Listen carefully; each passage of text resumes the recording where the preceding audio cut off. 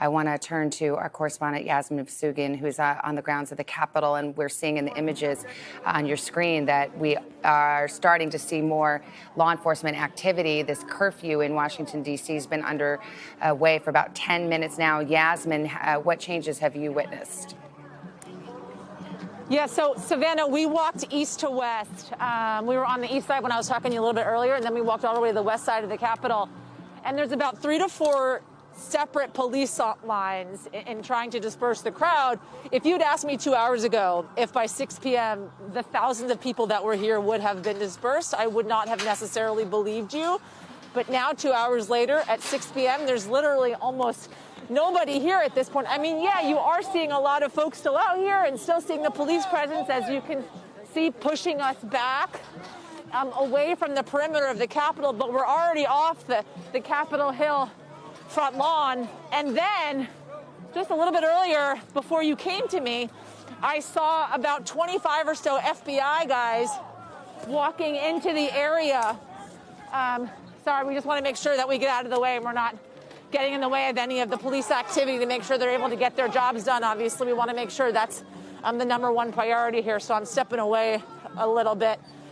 But these guys, the D.C. Metro Police, still pushing folks back, wanting everybody here to heed with the 6 p.m. curfew that's now in place in this city, Savannah.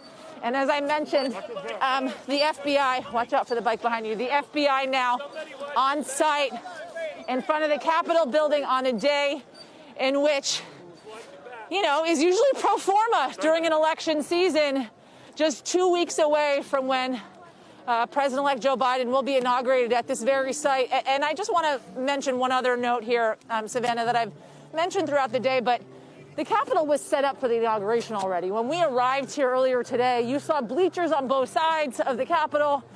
You saw the inauguration balcony in which President-elect Joe Biden on January 20th will walk out and be sworn in as the next president of the United States.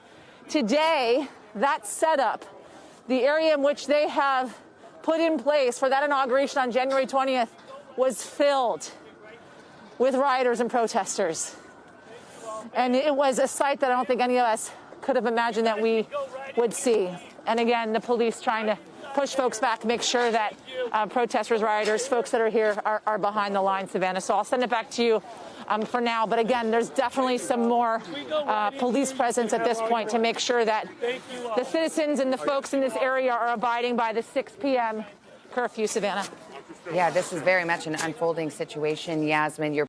Hey, NBC News viewers, thanks for checking out our YouTube channel. Subscribe by clicking on that button down here and click on any of the videos over here to watch the latest interviews, show highlights, and digital exclusives. Thanks for watching.